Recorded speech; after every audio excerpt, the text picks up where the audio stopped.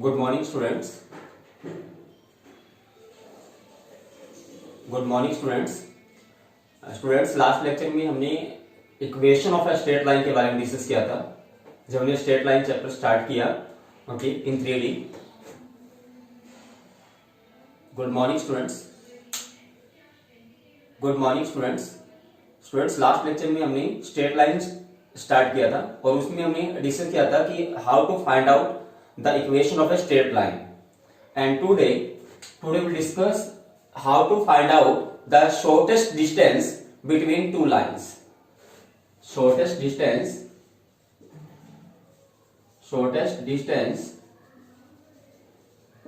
between two lines. तो मान लेते हैं कि हमारे पास दो लाइंस हैं। एक लाइन है जिसकी इक्वेशन है, लाइन की इक्वेशन क्या होती थी, r vector is equal to में a1 वेक्टर प्लस में लैम्डा b1 वेक्टर। ओके, ये फर्स्ट लाइन की इक्वेशन है। और एक सेकंड लाइन है जिसकी इक्वेशन क्या है, are vector is equal to में क्या, a2 वेक्टर प्लस में लैम्डा b2 वेक्टर। ये हमारी सेकंड लाइन है। यानी कि हमारे पास एक लाइन है, फर्स्ट लाइन है जो किसी a1 पॉइंट से पास आउट हो रही है, जिसका पोजीशन वेक्टर है a1 वेक्टर। और ये लाइन जो फर्स्ट लाइन है, L1 लाइन मान लेते हैं इसको। ये जो फर्स्ट लाइन है L1, ये b1 वेक्टर की डायरेक्शन में है, b1 वेक्टर की डायरेक्शन में है ये लाइन। ओके, और जो सेकेंड लाइन है हमारे पास, जो सेकेंड लाइन है वो किसी पॉइंट a2 से पास आउट हो रही है, किसी पॉइंट a2 पॉइंट से पास आउट हो रही है, जिसका पोजीशन वेक्टर है a2 वेक्टर। और ये लाइन b2 वेक्टर की डायरेक्शन में है। किस वेक्टर की डायरेक्शन में है, b2 वेक्टर की डायरेक्शन में है।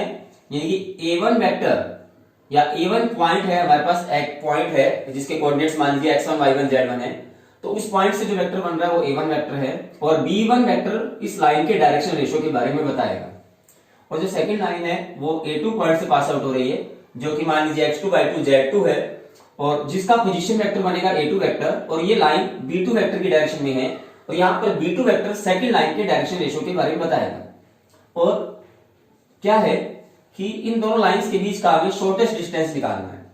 ओके, तो हमें क्या करना है, हमें इन दोनों लाइंस के बीच का शॉर्टेस्ट डिस्टेंस निकालना है। मान लेते हैं कि ये जो डिस्टेंस है, this is the shortest distance between the two lines, pq distance. तो हम मान लेते हैं कि ये जो pq डिस्टेंस है, ये दोनों लाइंस के बीच का शॉर्टेस्ट डिस्टेंस है। तो मुझे इस क्वेश्चन में pq को फाइंड आउट करना है। Let pq is the shortest distance between two lines. और हम ये जानते हैं कि जो शॉर्टेस्ट डिस्टेंस होता है वो परपेंडिकुलर डिस्टेंस होता है। यानी कि ये जो pq लाइन होगी ये L1 के ऊपर भी परपेंडिकुलर होगी, और ये pq लाइन L2 के ऊपर भी क्या होगी, परपेंडिकुलर होगी। क्योंकि हम जानते हैं कि shortest distance is the perpendicular distance. Perpendicular distance जो होता है वो शॉर्टेस्ट डिस्टेंस होता है। और अगर ये लाइंस पैरेलल नहीं है, if the lines are not parallel, अगर b1 और b2 वेक्टर के जो कंपोनेंट है वो सेम प्रोपोर्शन में नहीं है, या आप कह सकते हैं जब दो वेक्टर पैरेलल होते हैं तो उनका क्रॉस प्रोडक्ट जीरो होता है। ठीक है, यानी कि जब b1 और b2 का क्रॉस प्रोडक्ट जीरो के इक्वल नहीं आएगा, जीरो वेक्टर नहीं बनेगा। If the lines are not parallel, if the lines are not parallel, अगर लाइंस पैरेलल नहीं है तो इन दोनों लाइंस के बीच का जो शॉर्टेस्ट डिस्टेंस होगा d, इस शॉर्टेस्ट डिस्टेंस को मैं d से डिनोट कर देता हूं। ओके, यहां पर a1 वेक्टर किसको बोल रहे हैं हम, a1 वेक्टर एक पॉइंट से बनेगा x1 y1 z1 से, तो a1 वेक्टर बोल रहे हैं हम x1 i cap, y1 j cap और z1 k कैप को। a2 वेक्टर बोल रहे हैं हम किसको, x2 i कैप और y2 j cap, sorry y2 j cap और प्लस में z2 k कैप को। b1 वेक्टर फर्स्ट लाइन के डायरेक्शन रेशियो के बारे में बताएगा, तो हम इसको लिख देते हैं a1 i cap, b1 j cap, c1 k cap. a1 b1 c1 first line के डायरेक्शन रेशियो हैं, और सेकंड लाइन के डायरेक्शन रेशियो मान लेते क्या है, a2 b2 c2 है। यानी a2 i कैप प्लस में b2 j कैप और प्लस में c2 k कैप। तो मैं ये कह रहा हूं कि अगर लाइंस पैरेलल नहीं है, if the lines are not parallel, यानी कि लाइंस अगर पैरेलल नहीं है, यानी कि a1 अपॉन a2 इक्वल नहीं है किसके, b1 अपॉन b2 के, या इक्वल नहीं है c1 अपॉन c2 के, ठीक है, तो आप कहेंगे लाइंस पैरेलल नहीं है, ठीक है जी। यानी कि जब इनका रेशियो सेम नहीं आएगा तो आप कहेंगे लाइंस पैरेलल नहीं है। और तब शॉर्टेस्ट डिस्टेंस को जो निकालने का हमारा फॉर्मूला होता है वो होता है a2 minus a1, a2 vector minus a1 vector. a2 vector का मतलब जो ये वाला वेक्टर, ये वाला वेक्टर, a1 वेक्टर का मतलब जो इस पॉइंट, जो मान लीजिए पॉइंट हमारे पास है x1 y1 z1, और a2 वेक्टर बनेगा x2 y2 z2 पॉइंट, ये पॉइंट है हमारे पास x2 y2 z2। तो a2 vector minus a1 vector, इसका डॉट प्रोडक्ट करना है हमें किसके साथ, b1 वेक्टर और b2 वेक्टर का जो क्रॉस प्रोडक्ट होगा ना उसके साथ। a2 माइनस a1 वेक्टर का डॉट प्रोडक्ट करना है हमें b1 और b2 के क्रॉस प्रोडक्ट के साथ। और डिवाइड में क्या लिखना है, b1 क्रॉस b2 जो वेक्टर आएगा, b1 और b2 का क्रॉस प्रोडक्ट करेंगे तो दो वेक्टर का क्रॉस प्रोडक्ट करने से एक वेक्टर आता है, तो उस वेक्टर का डॉट प्रोडक्ट करना है हमें इस वेक्टर के साथ, और नीचे क्या करना है, उस वेक्टर का मैग्नीट्यूड लिखना है b1 क्रॉस b2 से जो वेक्टर आएगा। और अगर डिस्टेंस नेगेटिव आ गया तो इसको पॉजिटिव बनाने के लिए हम क्या करते हैं, बाहर एक मोड का साइन लगा देते हैं। तो ये हो गया distance between the two lines if the lines are not parallel. Okay, if the lines are not parallel, clear. और अगर लाइंस पैरेलल होंगी, if the lines are parallel, if the lines are parallel, तो क्या होगा, तो दो lines के बीच में डिस्टेंस निकालने का हमारा फॉर्मूला होगा वो होगा d vector, d is equal to a2 minus a1। मान लो क्या है कि हमारे पास दो लाइंस पैरेलल लाइंस है, distance between two parallel lines, distance between, shortest distance between parallel lines. अगर लाइंस पैरेलल हैं तो उन दोनों के बीच का शॉर्टेस्ट डिस्टेंस हम कैसे निकालेंगे, तो फर्स्ट लाइन की इक्वेशन है हमारे पास r vector is equal to में a1 वेक्टर प्लस में लैम्डा b वेक्टर, क्योंकि जब तो लाइंस पैरेलल होंगी तो उनके डायरेक्शन रेशियो तो सेम ही होंगे, और a2 वेक्टर प्लस में लैम्डा b वेक्टर। तो अब दो लाइंस के बीच में डिस्टेंस निकालने का, यहां पर आप देखेंगे कि b1 और b2 के कंपोनेंट सेम प्रोपोर्शन में है, यानी कि a1 अपॉन a2 अगर इक्वल हो जाए b1 अपॉन b2 के, या आप कह सकते हैं कि किसके इक्वल हो जाए c1 अपॉन c2 के, यानी कि b1 b वेक्टर दोनों के लिए सेम रहेगा, दोनों के डायरेक्शन रेशियो सेम होंगे या सेम प्रोपोर्शन में होंगे, आप कह सकते हैं। तो दो लाइंस के बीच में शॉर्टेस्ट डिस्टेंस निकालने, पैरेलल लाइंस के बीच में डिस्टेंस निकालने का फॉर्मूला होगा a2 माइनस a1, पहले यहां पर डॉट था, इस पर यहां पर क्रॉस प्रोडक्ट आएगा, और b वेक्टर के साथ इसका क्रॉस प्रोडक्ट करेंगे हम, और जो भी क्रॉस प्रोडक्ट करने से वेक्टर आएगा उसका मैग्नीट्यूड ऊपर लिखेंगे और नीचे लिखेंगे b वेक्टर का मैग्नीट्यूड। तो ये दो पैरेलल लाइंस के बीच में डिस्टेंस निकालने का फॉर्मूला होता है हमारे पास, क्लियर। तो अगर दो लाइंस अगर पैरेलल नहीं है तो उनके बीच में डिस्टेंस ऐसे निकालेंगे, इस फॉर्मूला से निकालेंगे, और अगर दो लाइंस पैरेलल हैं तो इन दोनों के बीच का डिस्टेंस हम इस तरह से फाइंड आउट करेंगे, क्लियर। देखिए कैसे करेंगे क्वेश्चन, पहले क्वेश्चन ट्राई करते हैं फिर देखिए।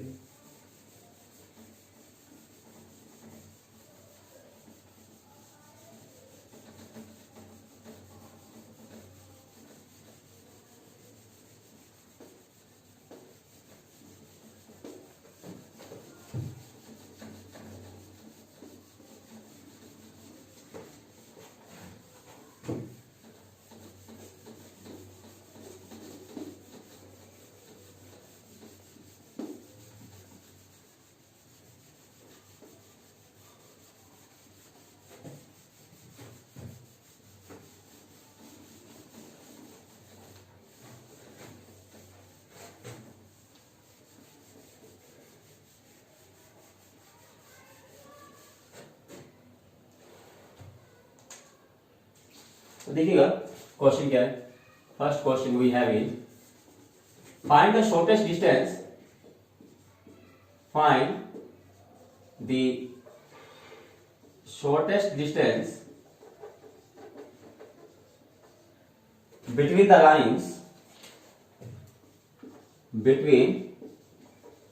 lines, देखिए लाइंस क्या क्या गिवन है हमें। फर्स्ट लाइन की इक्वेशन गिवन है r vector is equals to i vector i plus j plus lambda, then we have 2i minus j plus k। और सेकेंड लाइन की इक्वेशन गिवन है r vector is equals to 2i plus j minus के plus u, यहां लिखा है 3i minus 5j और plus का 2k plus 2k। तो हमें इन दोनों लाइंस के बीच का शॉर्टेस्ट डिस्टेंस निकालना है। तो सबसे पहले आपको ये चेक करना है कि लाइंस पैरेलल है या नहीं है। और लाइंस को पैरेलल चेक करने के लिए सबसे पहले आप देखिएगा आपको क्या चेक करना होगा। सबसे पहले आप देखिए कि क्या होगा, r vector is equal to में a1 वेक्टर प्लस में लैम्डा b1 वेक्टर। तो ये हमारे पास a1 हो गया। a1 कितना हो गया इस क्वेश्चन में, i प्लस j हो गया। और बात करें हम b1 की, b1 वेक्टर क्या हो गया, b1 वेक्टर, तो b1 वेक्टर हमारे पास हो गया क्या, 2i माइनस का j और प्लस का क्या, k का। अगर हम बात करें a2 वेक्टर की, तो a2 वेक्टर इस क्वेश्चन में क्या हो गया भाई, 2i प्लस का j माइनस का k। और b2 वेक्टर हमारे पास हो गया क्या, 3i माइनस का 5j प्लस का 2k। क्लियर। और अगर हम देखें कि b1 और b2 के कंपोनेंट सेम प्रोपोर्शन में है क्या, जैसे 2/3 इज इक्वल टू -1/-5, क्या सेम प्रोपोर्शन आएगा, नहीं आएगा ना। तो इसका मतलब ये a1 और a2 का रेशियो b1 और b2 के रेशियो के इक्वल नहीं है। इसका मतलब लाइंस पैरेलल नहीं है, यहां पर लाइंस पैरेलल नहीं है। तो आप इस तरीके से चेक कर सकते हैं, या फिर आप क्या कीजिए, एक तरीका तो ये है कि आप चेक कर लो कि a1/a2 is equal to b1/b2 is equal to c1/c2 है या नहीं है। तो आपने देखा कि यहाँ पर जो रेशियो है वो सेम नहीं आ रहा है, डायरेक्शन रेशियो सेम नहीं है, इसका मतलब लाइंस पैरेलल नहीं है। और अगर लाइंस पैरेलल नहीं है तो आप डिस्टेंस कैसे निकालते हैं, डिस्टेंस आप सबसे पहले निकालना a2 minus a1 vector. a2 minus a1 vector क्या होगा, a2 में से a1 को माइनस कर देते हैं, यानी 2i plus j minus k, इसमें से माइनस करना है हमें i प्लस j को, माइनस करेंगे तो क्या होगा, 2i माइनस i हो गया i plus j minus j cancel हो जाएगा, 0j बन जाएगा आप कह सकते हैं, और माइनस का k बन जाएगा। This is a2 minus a1। अब हमें क्या करना है, b1 वेक्टर और b2 वेक्टर का क्रॉस प्रोडक्ट करके देखना है कि कितना क्रॉस प्रोडक्ट आएगा। तो इसके लिए क्रॉस प्रोडक्ट कैसे करते हैं हम, क्रॉस प्रोडक्ट करने के लिए हम सबसे पहले डिटरमिनेंट बनाएंगे, लिखेंगे i j k, फिर b1 वेक्टर कंपोनेंट लिखेंगे, b1 वेक्टर कंपोनेंट है 2 माइनस 1 और 1, b2 वेक्टर कंपोनेंट है 3 माइनस का 5 और 2। क्लियर। तो b1 क्रॉस b2 क्या आएगा हमारे पास, b1 क्रॉस b2 वेक्टर हमारे पास आएगा क्या, सबसे पहले लिखेंगे प्लस माइनस प्लस, प्लस का i कैप, फिर क्या होगा 2 माइनस 2 माइनस माइनस प्लस का 5 हो जाएगा। फिर लिखेंगे माइनस का j कैप, और फिर लिखेंगे हम 2 2 जा 4, ठीक है जी, माइनस 3, माइनस अपनी तरफ से लगाना होता है, ओके।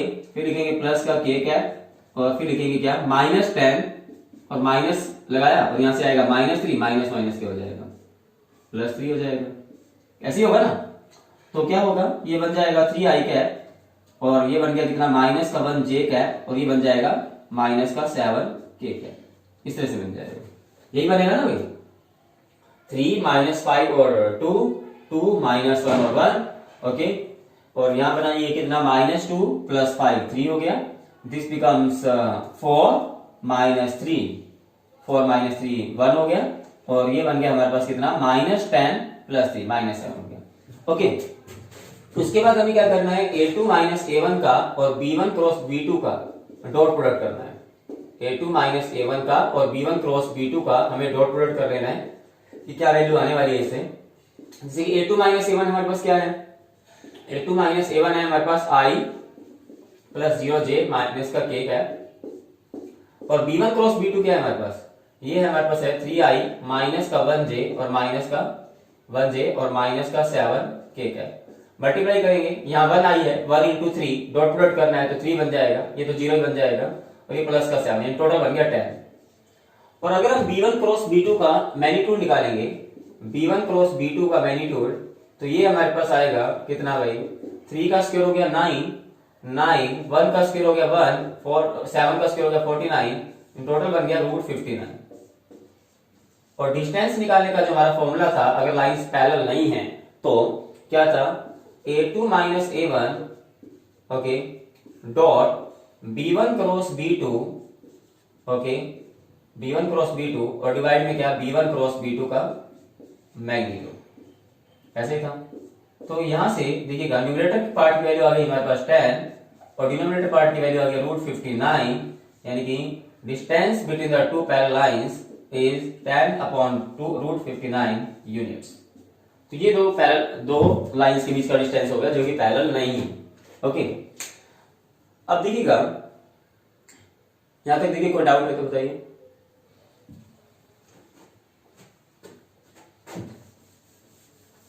अब देखिएगा कि हमने यहां देखा कि अगर एक बात यहां से नोट करें कि अगर क्या होता है, हम देखते हैं कि अगर दो लाइंस मानो पैरेलल नहीं है तो इसका मतलब कभी ना कभी तो इंटरसेक्ट करनी चाहिए ना, कहीं ना कहीं तो इंटरसेक्ट करनी चाहिए। और अगर क्या होगा, दो लाइंस अगर इंटरसेक्ट करेंगी तो उन दोनों के बीच का शॉर्टेस्ट डिस्टेंस तो 0 होना चाहिए, ठीक है ना। अगर लाइंस पैरेलल होती तो यहां पर लाइंस पैरेलल नहीं है, या तो लाइंस पैरेलल होती, अगर लाइंस पैरेलल है इसका मतलब क्या होंगी, इंटरसेक्टिंग होगी। और अगर लाइंस इंटरसेक्टिंग होती हैं तो उन दोनों के बीच का शॉर्टेस्ट डिस्टेंस 0 आना चाहिए। पर यहां पर लाइंस क्या होंगी, अगर इंटरसेक्टिंग होती हैं तो उन दोनों के बीच का डिस्टेंस क्या होना चाहिए, 0 होना चाहिए। बट मैंने यहां पर देखा कि लाइंस पैरेलल भी नहीं है और उन दोनों के बीच का शॉर्टेस्ट डिस्टेंस भी 0 नहीं आ रहा है। इसका मतलब ये कैसी लाइंस है, ये किस टाइप की लाइंस है, जो पैरेलल भी नहीं है और ये इंटरसेक्टिंग भी नहीं है। क्योंकि अगर ये इंटरसेक्टिंग लाइंस होती तो इन दोनों के बीच का शॉर्टेस्ट डिस्टेंस 0 आता। ये लाइंस इंटरसेक्टिंग नहीं है, ये लाइंस हैं ऐसी लाइंस जो ना तो पैरेलल हो ना ही क्या हो, इंटरसेक्टिंग हो, neither parallel nor intersecting, neither parallel nor intersecting. ऐसी लाइंस को हम बोलते हैं स्क्यू लाइंस। क्या बोलते हैं, स्क्यू लाइंस। ऐसी लाइंस जो ना तो पैरेलल होती हैं और ना ही इंटरसेक्टिंग होती हैं, ऐसी लाइंस को क्या बोलते हैं, हम स्क्यू लाइंस बोलते हैं। फर्स्ट लाइन हमारे पास ये r vector is equal to में a1 प्लस में लैम्डा b1, और सेकंड लाइन क्या थी, r vector is equal to में a2 प्लस में लैम्डा b2 वेक्टर। तो ये कैसी लाइंस है, यहाँ पर इस क्वेश्चन में जो लाइंस है ये स्क्यू लाइंस है, यानी कि स्क्यू लाइंस मतलब नॉन कोप्लेनर लाइन, जो सेम प्लेन में लाई नहीं करती। स्क्यू लाइंस का मतलब होता है नॉन कोप्लेनर लाइंस। ऐसी लाइंस जो सेम प्लेन में लाई नहीं करती, वो ना तो इंटरसेक्टिंग होती है और ना ही पैरेलल होती है, तो ऐसी लाइंस को हम स्क्यू लाइंस बोलते हैं। अगर लाइंस इंटरसेक्टिंग हो जाए, यानी उन दोनों के बीच का डिस्टेंस अगर 0 हो जाए, तो हम कह सकते हैं कि वो लाइंस कैसी हैं, इंटरसेक्टिंग है, यानी कोप्लेनर है, एक ही प्लेन के अंदर लाई करती हैं। जब लाइंस एक ही प्लेन के अंदर लाई करती हैं तो या तो वो इंटरसेक्टिंग होती हैं या वो पैरेलल होती हैं, ठीक है जी। और अगर लाइंस पैरेलल होगी तो भी क्या होगा, वो कोप्लेनर होगी, यानी एक ही प्लेन के अंदर है, इसका मतलब, ठीक है जी। बट लाइंस अगर पैरेलल भी नहीं है, लाइंस अगर इंटरसेक्टिंग नहीं है, तो इसका मतलब नॉन कोप्लेनर लाइंस है, और ऐसी लाइंस को बोलते हैं स्क्यू लाइंस। क्लियर। देखिए नेक्स्ट क्वेश्चन क्या है।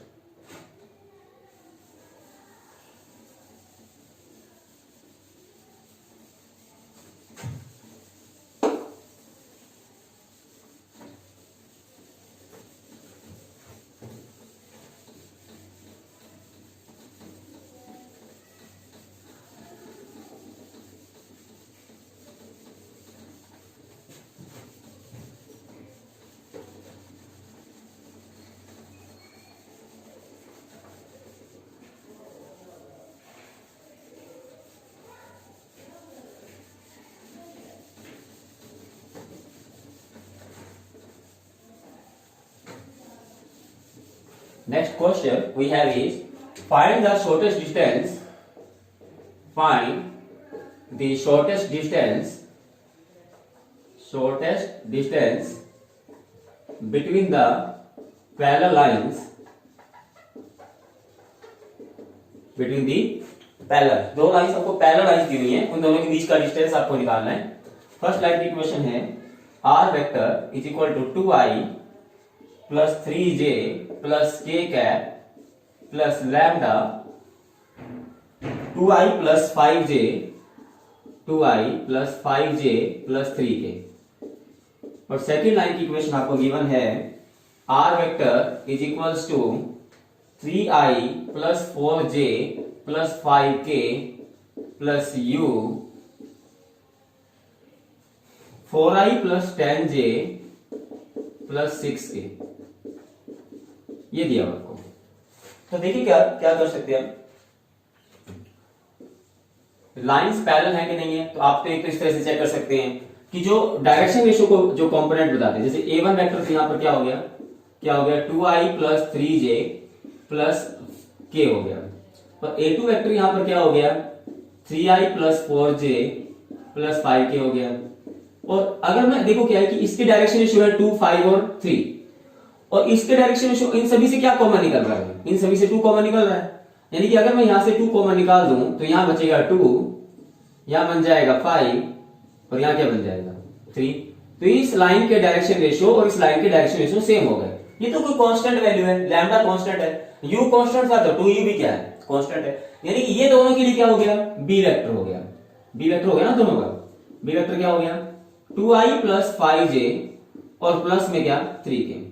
अब देखिए क्या है, अगर आप इनको b1 और b2 मान भी लेते तो क्या करते, जब आप b1 और b2 का क्रॉस प्रोडक्ट निकालेंगे ना, b1 और b2 का क्रॉस प्रोडक्ट अगर जीरो वेक्टर आ जाए तो इसका मतलब क्या है लाइंस क्या है पैरेलल है। क्या है लाइंस पैरेलल है, लाइंस आर पैरेलल।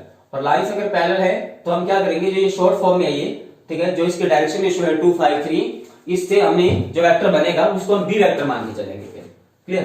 तो इनसे जो वेक्टर बनेगा डायरेक्शन रेशियो से उसको हम फिर क्या मान लेंगे सिंगल b वेक्टर मान लेंगे। अब क्या करेंगे, हम सबसे पहले निकालते हैं a2 minus a1। a2 minus a1 कितना आएगा भाई, a2 में से a1 माइनस करेंगे, 3 में से 2 गया 1i cap plus 1j cap plus 4k cap हो जाएगा। और अब हमें क्या करना है a2 माइनस a1 का क्रॉस प्रोडक्ट करना है। क्या करना है क्रॉस प्रोडक्ट करना है b वेक्टर के साथ। क्रॉस प्रोडक्ट कैसे करते हैं, सबसे पहले लिखेंगे हम i, फिर लिखेंगे j, फिर लिखेंगे k, फिर क्या करेंगे a2 माइनस a1 वेक्टर के कंपोनेंट लिखेंगे जो कि क्या है यहाँ पर 1, 1, 4 है, 1, 1, 4। और b वेक्टर कंपोनेंट क्या है 2, 5 और 3।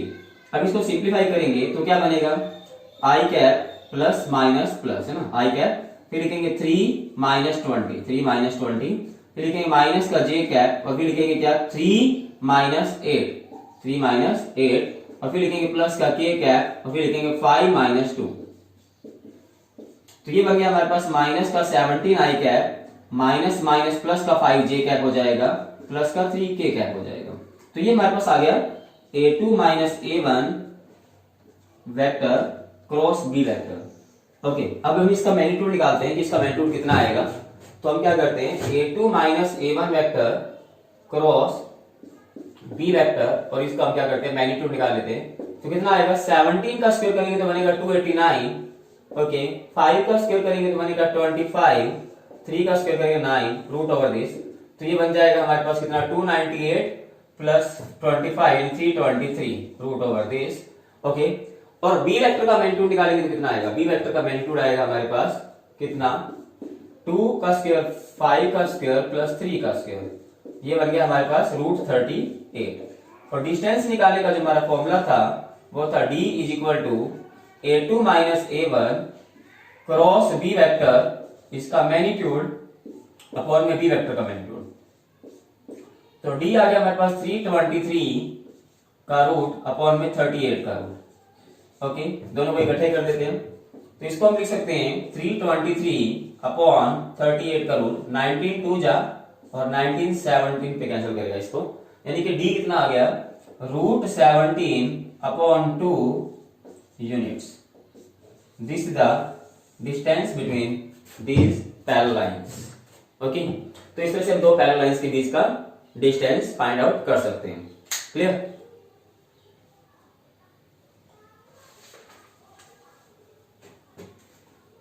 देखिए कोई डाउट है तो बताइए।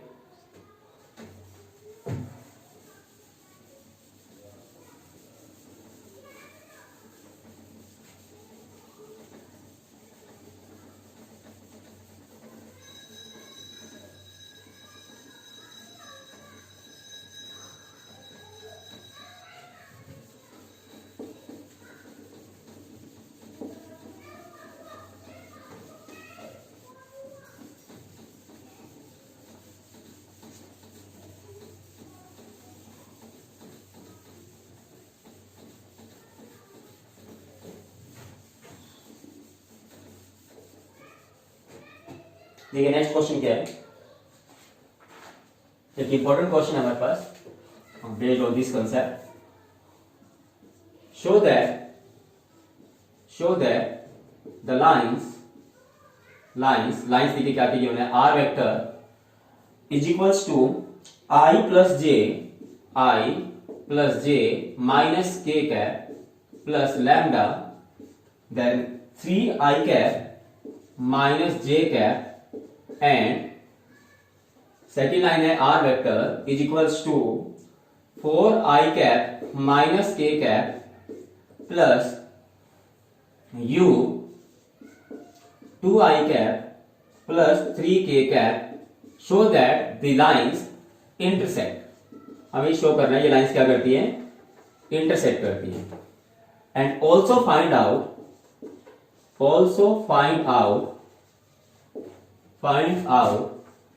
their point of intersection, अगर ये इंटरसेक्ट करती हैं तो उनका पॉइंट ऑफ इंटरसेक्शन किस पॉइंट पे इंटरसेक्ट करती है, पॉइंट ऑफ इंटरसेक्शन क्या है वो भी हमें फाइंड आउट करना है। तो देखिए क्या करेंगे हम, आप देख रहे हैं कि दोनों लाइंस के लिए आर वेक्टर सेम है। आर वेक्टर का मतलब x i plus y j plus z के, यानी कि एक पॉइंट की बात हो रही है एक्स वाई जेड, जो दोनों के लिए सेम है। यानी कि अगर ये लाइंस इंटरसेक्ट करती है ना, जब ये दो लाइंस तो किस पॉइंट पे इंटरसेक्ट करती है, एक्स वाई जेड पे इंटरसेक्ट करती है, तभी तो उन दोनों के लिए आर वेक्टर सेम हो जाता है। ओके, तो क्या होता है अगर मैं इससे x y z first equation अगर मैं लिखता हूं, क्या है फर्स्ट इक्वेशन में आर वेक्टर क्या होता है, x i plus y j plus z k is equal to कितना, क्या होगा, इधर अगर आई वाले पार्ट को इकट्ठा करें तो इधर बनेगा क्या, आई प्लस में 3 लैम्डा आई कैप, फिर बनेगा क्या, जे वाले पार्ट को इकट्ठा करें तो इधर है प्लस का जे कैप और इधर क्या है माइनस का लैम्डा जे कैप, और इधर बन जाएगा माइनस के कैप और कुछ तो है नहीं। तो यानी कि x की वैल्यू जो होगी, अगर मैं x की वैल्यू x के साथ i कैप है और इन दोनों से अगर मैं i कैप कॉमन ले लूं तो यहां बचेगा क्या, 1, जिसमें लिख देता हूं xi plus y j plus z k is equal to कितना, 1 plus 3 lambda of i cap और फिर क्या होगा 1 minus lambda of j cap और माइनस का k कैप होगा। यानी कि दोनों इक्वेशन को अगर कंपेयर करता हूं तो मुझे पहले इस इक्वेशन से पता चलता है कि x की वैल्यू कितनी है, ये कह रहा है कि x की वैल्यू है 1 प्लस 3 लैम्डा, y की वैल्यू कितनी है, y की वैल्यू कह रहा है कि किसके इक्वल होगी 1 माइनस लैम्डा के इक्वल, और z किसके इक्वल होगा, z होगा माइनस 1 के इक्वल। तो फर्स्ट इक्वेशन से मुझे चल रहा है x y z की वैल्यू क्या क्या है, ये है। Okay, in the similar way अगर मैं सेकंड इक्वेशन से x y z निकालूं तो इधर x के साथ होगा i कैप और इधर i के साथ क्या क्या बनेगा, इधर x, यानी कि इधर x की वैल्यू क्या बनेगी, second similarly from the equation of second line की इक्वेशन से क्या होगा, x किसके इक्वल आएगा भाई, i का कंपोनेंट इधर तो है 4 और इधर i के साथ क्या बनेगा 2u बन जाएगा। ओके, और y की वैल्यू क्या बनेगी, j कैप इधर तो है नहीं, इधर भी j कैप नहीं है, तो इधर y की वैल्यू क्या बनने वाली है, 0 बनने वाली है ना, क्योंकि ना तो इसमें देखो क्या है, ना तो इसमें कहीं j कैप है और ना इसमें कहीं j कैप है, यानी 0 j कैप बनेंगे, और इधर क्या है y के साथ j कैप होगा, यानी y की वैल्यू क्या हो जाएगी j कैप। सेम तरीके से आप बनाएंगे, जैसे फर्स्ट इक्वेशन से आपने x y z निकाला है, सेम तरीके से आप सेकंड इक्वेशन से जब x y z निकालेंगे तो z की वैल्यू किसके इक्वल आएगी, z की वैल्यू आएगी माइनस का 1 और प्लस का 3। क्लियर, और ये दोनों x की वैल्यू ही है तो दोनों को इक्वल तो रख ही सकते हैं, यानी कि 1 प्लस 3 लैम्डा को इक्वल रख सकते हैं हम किसके, 4 प्लस 2u के। क्लियर, रख सकते हैं ऐसा, या फिर आप लिख सकते हैं 3 lambda minus 2u is equal to कितना, 3 हो गया। और यहां से अभी इन दोनों को कंपेयर करें हम तो 1 माइनस लैम्डा को रखेंगे 0 के इक्वल, यानी लैम्डा की वैल्यू क्या होगी 1 हो गई, और z की वैल्यू यहां से थी -1 और यहां z की वैल्यू बन गई -1 प्लस 3u, -1 से -1 कैंसिल हो जाएगा, u की वैल्यू 0 बन गई। ये जो लैम्डा और u की वैल्यू आई है इन दोनों इक्वेशन से, इस इक्वेशन से और इस इक्वेशन से, यानी कि 3 इक्वेशन बनेगी लैम्डा और u में, और इन्हीं दो इक्वेशन से पहले आप लैम्डा और u निकाल लेंगे। जैसे आपने इस इक्वेशन से और इस इक्वेशन से लैम्डा और u को फाइंड आउट कर लिया, मान लो ये इक्वेशन भी लैम्डा और u दोनों वेरिएबल में होती और ये इक्वेशन भी लैम्डा और u दोनों वेरिएबल में होती, तो आप एलिमिनेशन मेथड का यूज करके लैम्डा और u निकाल सकते थे। आपने लैम्डा और u निकाल लिया, और अगर इस लैम्डा और u ने थर्ड इक्वेशन को भी सेटिस्फाई कर दिया तो इसका मतलब ये लाइंस इंटरसेक्ट कर रही हैं, अदरवाइज ये लाइन इंटरसेक्ट नहीं कर रही है। ओके, देखते हैं ये थर्ड इक्वेशन को सेटिस्फाई करेगा कि नहीं करेगा। तो लैम्डा की वैल्यू 1 पुट करना है हमें और u की वैल्यू 0, देखते हैं कि 3 के इक्वल बनेगा क्या, yes this is equal to 3 is equal to 3। So lambda और u ने इस थर्ड इक्वेशन को भी सेटिस्फाई कर दिया, this means the lines are intersecting, it means lines are intersecting. अब आपको देखना है कि पॉइंट ऑफ इंटरसेक्शन क्या होगा। हमने कहा था कि point of intersection x y z होता है, और एक्स की वैल्यू आप एक्स वाई जेड के लिए यहां से निकाल लो या यहां से निकाल लो, दोनों से सेम ही आएगी, कोई प्रॉब्लम नहीं है। पर आपको लैम्डा व्यू पुट करना होगा। जैसे x की वैल्यू किसके इक्वल हो जाएगी 1 प्लस 3 लैम्डा था, लैम्डा कितना है हमारा 1, तो x की वैल्यू बन गई 4। y कितना था, या तो इधर से देख लो या इधर से देख लो, देख लिया था हमने, y की वैल्यू क्या बनेगी 0। मान लो आप लैम्डा 1 भी पुट कर देंगे यहाँ पर, तो 1 माइनस 1 क्या बनेगा 0 ही बनेगा।